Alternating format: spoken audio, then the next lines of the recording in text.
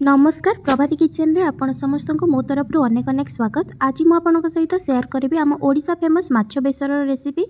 प्रथमे माछ सब को धोईकी गोटे प्लेट रे रखी नेछि। सेतिरे गोटे चमच हळदी गोटे चमच लूण देईकी भल से माछ सहित गोळेई नेछि। एबे गोटे कड़ाई गरम करी सेतिरे मु सोरिष तेल गोटे चमच देइछि। तेल भल से गरम हो सारिबा परे हळदी एवं लूण रे गोळेईकी रखिथिबा माछ को कड़ाई रे देइछि एबे भाजिबा पई।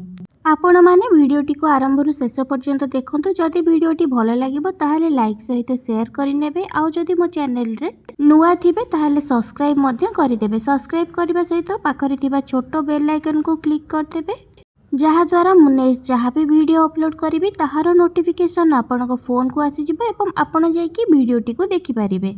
एबे माछ बोथ साइड रे भल से भाजी हे जिबा परे माछ को काढिकरी गोटे प्लेट रे काढिकरी रखी नेइछि।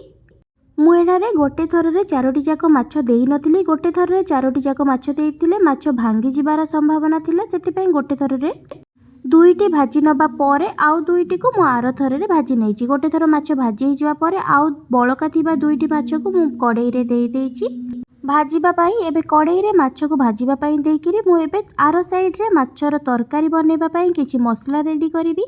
प्रथमे मु गोटे मिक्सर रे 3 चम्मच धला सोरिष नेइछि। आपण जदि चाहिबे धला सोरिष जगह रे कला सोरिष मत नेई पारिबे बेसर बनेबा पई। एटारे मु सोरिष को नेइकिरी प्रथमे भल से गुंड करि नेइछि। ता परे अल्प किछि पानी देइकी आउ थरे ग्राइंडिंग करि नेइछि, जहा द्वारा सोरिषटा हमर भल से चिकन हेकिरी बाटी हे जिवो। एबे सोरिष को देखंतु भल से चिकन हेकिरी बाटी हो जाइछि। एबे से सोरिष को गोटे जगह रे काढिकी रखी नेइछि। एबे सेही मिक्सर रे मु आउ किछि रसुण 10 रु 12 टी देइछि। रसुण संगरे मु इठी कंचा लंका एवं अदा छोट छोट खंड 3 रु 4 टी ता संगरे 4-5 टी लंका देइकिरी ताको बाटी नेइछि। आपण आपनकर राग जेतिकी चाहिबे सेही हिसाब रे लंका नेइकिरी बाटी नेबे।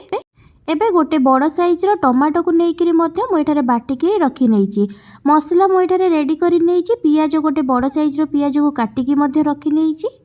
माछ बेसर पाई मसला रेडी करबा भितरे हमर माछ मध्य गोटे साइड रे हेई जाइछि। मु तार आरो साइड ओल्टेई नेइछि। एबे भाजी हबा पाई भल से मु एठारे माछ बेसर बनेबा पाई बोलंग माछ नेइछि। आपण जदि चाहिबे अलगा को भी माछ नेई परिबे एवं एई उपाय रे बनेई परिबे।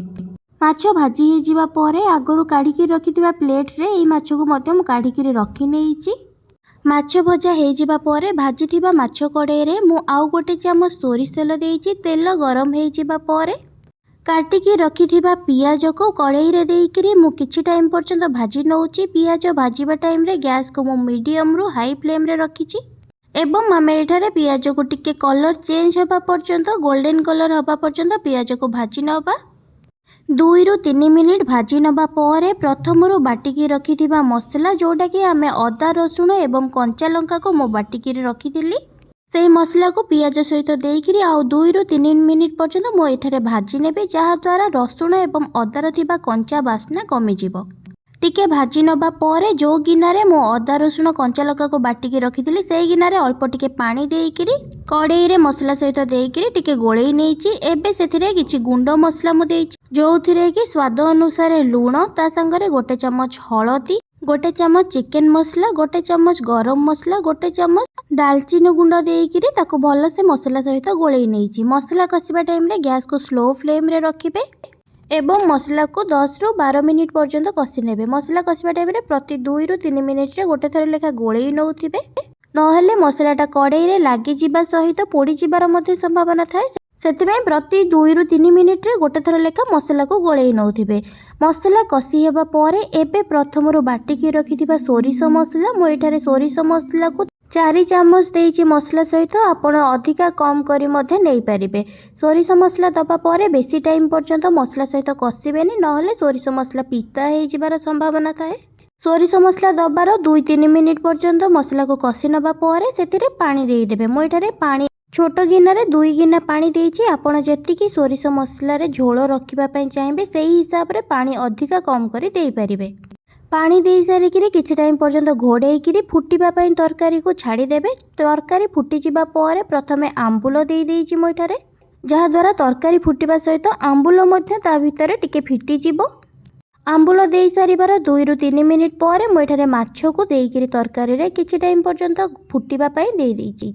ଏବେ ଶେଷରେ କିଛି ଧନିଆ ପତ୍ର ଦେଇକିରି ଗୋଳେଇ ନେଇଛି। ଏବେ ମୋର ମାଛ ବେସର ହେଇକିରି ରେଡ଼ି ହେଇସାରିଛି। ଆପଣମାନେ ମଧ୍ୟ ଏଇ ପ୍ରୋସେସ୍ରେ ବନାନ୍ତୁ।